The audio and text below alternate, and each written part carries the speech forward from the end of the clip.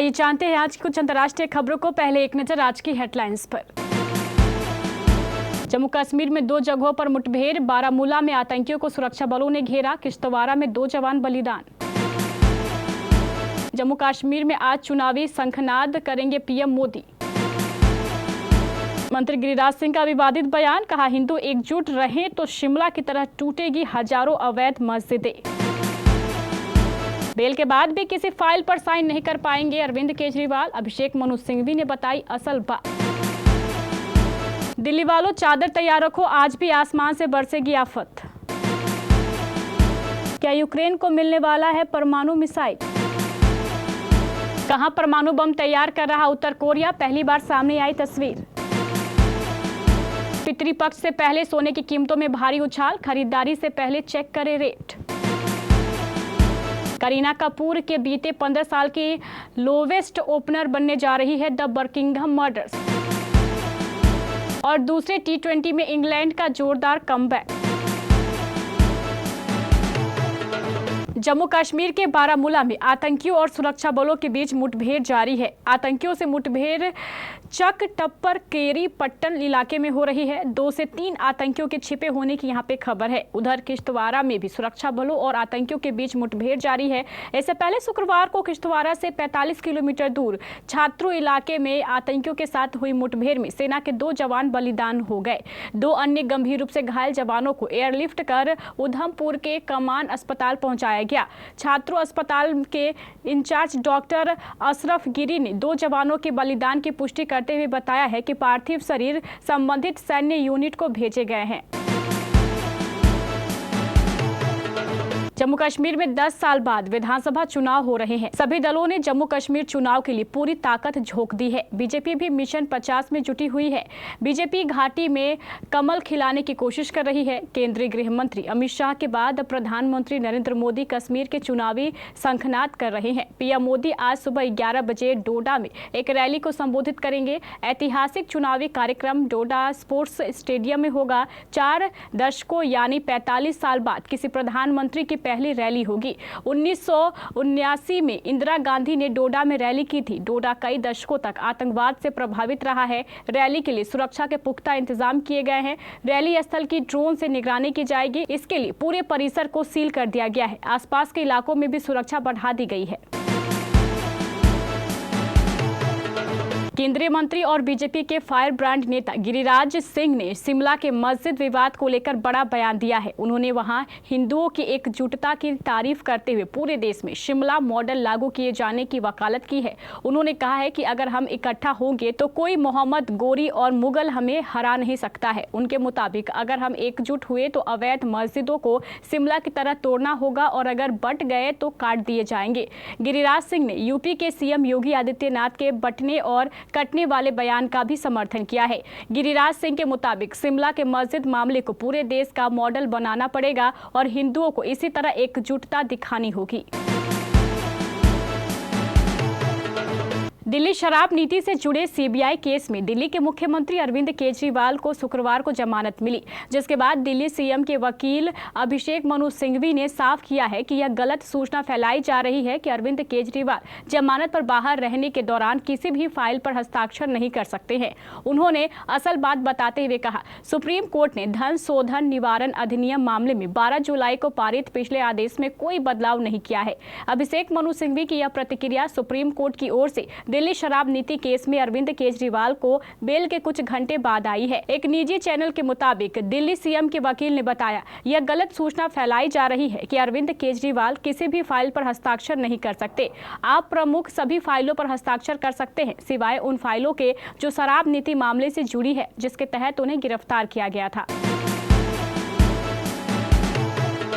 Monsoon धीरे धीरे सिमटना शुरू हो गया है, मगर देश के उत्तरी और उत्तर पूर्वी राज्यों में इसका कहर जारी है। दिल्ली एनसीआर में पिछले 4 दिनों से लगातार बारिश हो रही है।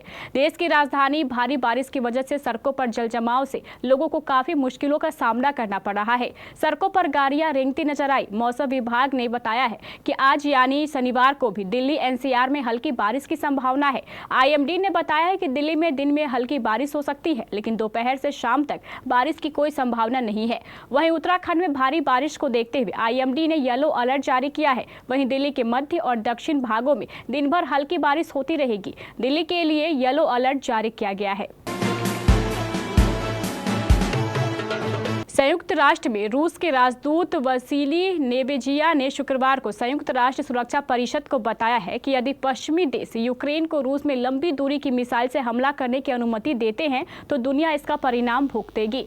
नेबेजिया ने 15 सदस्यीय सुरक्षा परिषद को बताया है कि सच्चाई यह है कि नाटो एक परमाणु शक्ति देश के खिलाफ यूक्रेन की आड़ में हमला करना चाहता है।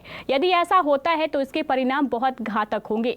शुक्रवार को ही क्रेमलिन के प्रवक्ता दिमित्री पेस्कोव ने कहा है कि उनके राष्ट्रपति ने पश्चिमी देशों को जो चेतावनी दी है उसमें किसी को संदेह नहीं होना चाहिए। दरअसल यूक्रेन अमेरिका और पश्चिमी देशों से लगातार मांग कर रहा है कि उसे रूस के सैन्य ठिकानों पर हमला करने के लिए लंबी दूरी की मिसाइलों की जरूरत है। गुरुवार को कुछ मीडिया रिपोर्ट्स में दावा किया गया था कि अमेरिका और ब्रिटेन मिलकर यूक्रेन को लंबी दूरी की मिसाइल सिस्टम देने जा रहे हैं। उत्तर कोरिया के प्रतिबंधित परमाणु केंद्र की पहली बार फोटो सामने आई है। यह एक यूरेनियम एंचिमेंट साइट है जहां पर भारी मात्रा में सेंट्रीफ्यूल लगे हैं। यह एक खास यंत्र होता है जो परमाणु बम बनाने का मटेरियल तैयार करता है। इस सेंटर में देश के शासक किम जोंग उन के हाल ही में विजिट किया था। इसके अलावा जापान के समंदर में 600 मिलीमीटर के मल्टीपल लॉन्च रॉकेट सिस्टम का सफल परीक्षण किया। किम जोंग उन ने अपने वैज्ञानिकों को कहा है कि परमाणु हथियारों का जखीरा बनाना है, इसलिए न्यूक्लियर मटेरियल बनाने की मात्रा बढ़ा दो। वो इस साइट के अलावा न्यूक्लियर वेपन इंस्टीट्यूट भी गए थे जहां उसने वेपन ग्रेड न्यूक्लियर मटेरियल बनाने को कहा। ऐसा पहली बार हुआ है जब उत्तर कोरिया के न्यूक्लियर प्रोग्राम की तस्वीरें सामने आई है। पितृपक्ष से पहले सराफा बाजार में बड़ा उछाल आया है। यूपी के वाराणसी में 14 सितंबर को सोने की कीमत में आसमानी तेजी देखने को मिली। सराफा बाजार खुलने के बाद सोना 1300 रुपये प्रति 10 ग्राम तक पहुंचा हुआ है। वहीं बात चांदी की करें तो उसकी कीमतों में 3000 रुपये प्रति किलो का उछाल आया है। बता दें कि सोने चांदी की कीमतें हर दिन टैक्स और उत्पादन शुल्क के साथ घटता बढ़ता रहता है। शनिवार को सराफा बाजार में 24 कैरेट सोने की कीमत 1300 रुपये उछलकर 74,600 रुपये प्रति 10 ग्राम हो गई। इसके पहले 13 सितंबर को इसका भाव 73,300 रुपये प्रति 10 ग्राम था। वहीं बात 22 कैरेट सोने की करें तो शनिवार को इसकी कीमत में 1200 रुपये की तेजी आई है, जिसके बाद बाजार में उसकी कीमत 68,400 रुपये प्रति 10 ग्राम हो गई। इसके पहले 13 सितंबर को इसका भाव 67,200 रुपये प्रति 10 ग्राम था। बॉलीवुड एक्ट्रेस करीना कपूर अपनी एक और दमदार फिल्म के साथ फैंस का मनोरंजन करने के लिए आ चुकी है। करीना कपूर खान की मुख्य भूमिका वाली फिल्म द बर्किंघम मर्डर्स 13 सितंबर को सिनेमा घरों में रिलीज हो चुकी है। इसमें एक्ट्रेस ब्रिटिश भारतीय जासूस जसमीत भामरा का दमदार रोल निभा रही है। करीना कपूर खान के इस फिल्म का डायरेक्शन हंसल मेहता ने किया है। इसमें करीना का लेडी बॉस अवतार देखने को मिल रहा है। हालांकि कमाई के मामले में फिल्म निराश करती हुई नजर आ रही है। बॉक्स ऑफिस कलेक्शन के मामले में करीना की फिल्म फीकी पड़ती हुई दिख रही है। करीना की फिल्म द बर्किंघम मर्डर्स को लेकर जो प्रोडक्शन सामने आई है वो चौंकाने वाली है। फिल्म सस्पेंस थ्रिलर से भरपूर है, लेकिन इसके बावजूद ये दर्शक जुटाने में नाकामयाब आ रही है।